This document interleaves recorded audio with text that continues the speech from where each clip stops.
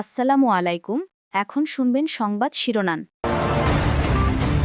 দৌলতদিয়া ঘাটে বাস ডুবির ঘটনায় ১৬ জনের মরদেহ উদ্ধার। নিখোঁজ অনেকে দাবি স্বজনদের তালিকা করছে জেলা প্রশাসন।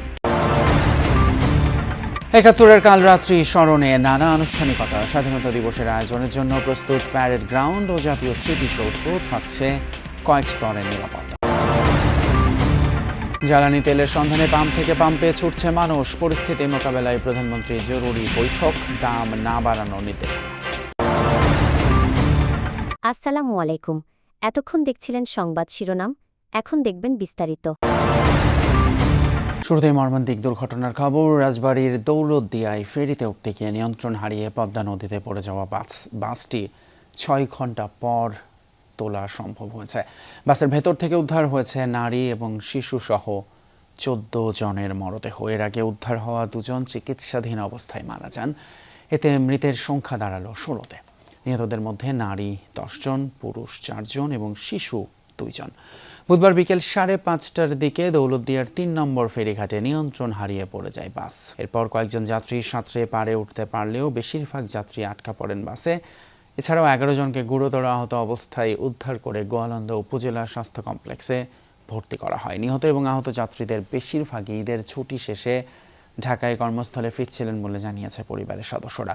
খবর পেয়ে দৌলতদিয়া ঘাটে অবস্থানরত হামজা সহ উদ্ধার কাজ শুরু করে ফায়ার সার্ভিস, সেনা, নৌ বিমান বাহিনী, পুলিশ এবং বিআইডব্লিউটিসি। তবে বৈরী আবহাওয়া ও পানির গভীরতা বেশি হওয়ায় বাসটি উদ্ধারে বেগ পেতে হয়। শেষ পর্যন্ত উদ্ধার করতে সক্ষম হন তারা। ঘটনা তদন্তে রাজবাড়ী জেলা প্রশাসনের পক্ষ থেকে ৫ সদস্যের তদন্ত কমিটি গঠন করা হয়েছে। হ্যাঁ, এখনো নিশ্চিতভাবে বলা যাচ্ছে না, কিন্তু যতদূর তথ্য পেয়েছি যে এখন পর্যন্ত প্রায় ২০ থেকে ২৫ জনেরও বেশি মানুষ এখনও নিখোঁজ। মর্মান্তিক এই দুর্ঘটনায় কিন্তু প্রায় ৭ ঘন্টার চেষ্টা এখনও চলছে এবং নিশ্চয়ই দেখতেই পাচ্ছেন ঠিক আমার পেছনে দেখা যাচ্ছে যে উদ্ধার কার্যক্রম কিন্তু এখনও চলমান। মূলত উদ্ধারকারী জাহাজ হামজা দীর্ঘ ৭ ঘন্টা ধরে এই উদ্ধার কার্যক্রম চালাচ্ছেন এবং এখন পর্যন্ত এই ৭ ঘন্টা পর এসে আসলে আমরা দেখতে পাচ্ছি যে বাসের অনেকটা অংশই কিন্তু দৃশ্যমান এবং এখন পর্যন্ত প্রায় ১৬ জনেরও বেশি মানুষের মরদেহ উদ্ধার করা হয়েছে। তার মধ্যে রয়েছেন বেশ কয়েকজন পুরুষ, মহিলা এবং শিশুদের মরদেহ উদ্ধার করার পর তাদেরকে কিন্তু সাথে সাথেই স্থানীয় যে উপজেলা হাসপাতাল সেইখানে নিয়ে যাওয়া হয়েছে। মূলত এই রাজবাড়ির দৌলতদিয়া পদ্মাঘাটে যে বাসটি মর্মান্তিকভাবে যে দুর্ঘটনাটি হয় সেই বাসটিতে কিন্তু প্রায় ৪০-এরও অধিক যাত্রীরা অপেক্ষা করছিলেন এবং যেহেতু বাসটি ফেরিতে ওঠার জন্য প্রস্তুত ছিলেন সেই জন্য কিন্তু কয়েকজন যাত্রী নিচে দাঁড়িয়ে অপেক্ষা করছিলেন, যার কারণে এমন কয়েকজন প্রত্যক্ষদর্শীদের সাথেও কিন্তু আমাদের কথা হয়েছে এবং তারা যেটি বলছিলেন যে এই যে দুর্ঘটনা বাসটিকে একেবারে ঠিক ফেরিতে ওঠার জন্য অপেক্ষা করছিলেন এবং আগের ফেরিটি ছেড়ে গিয়েছিল এবং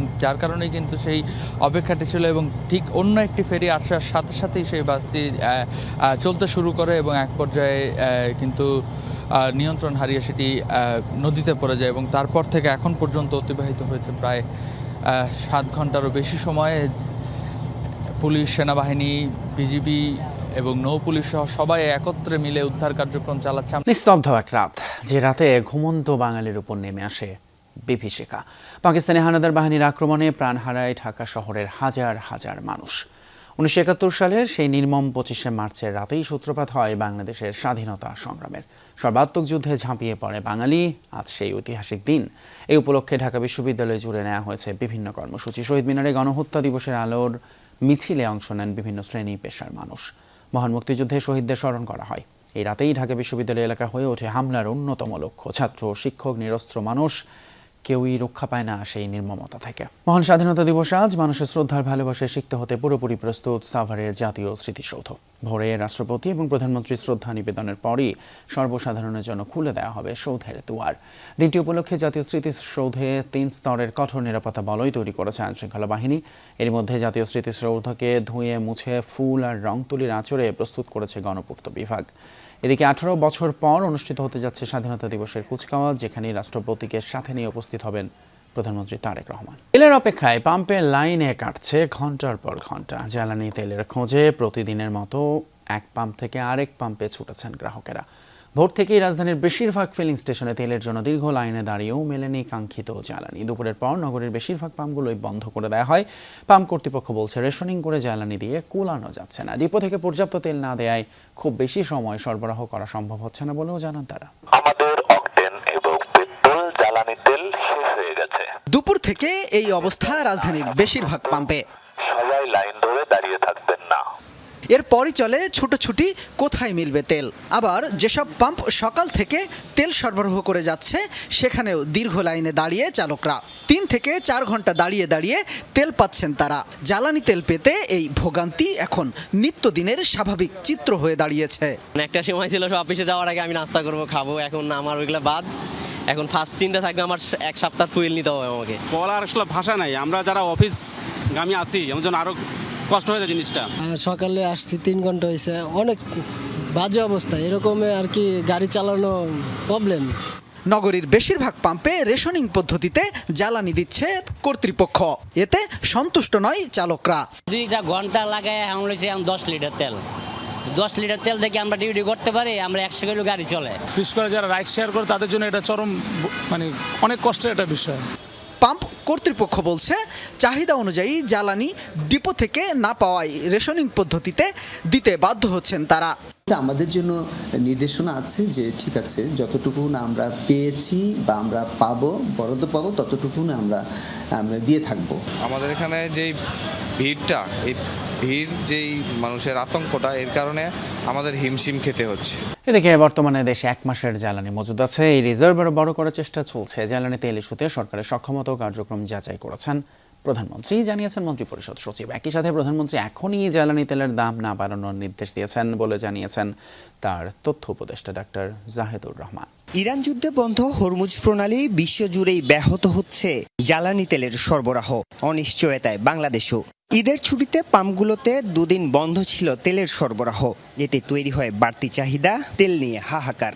পরিস্থিতি মোকাবেলায় সকালে প্রধানমন্ত্রী তারেক রহমানের সভাপতিত্বে হয় মন্ত্রিসভার বিশেষ বৈঠক। দেশের সামগ্রিক অর্থনৈতিক পরিস্থিতি, জ্বালানি সংকট সমাধান নিয়ে আলোচনা হয় এতে।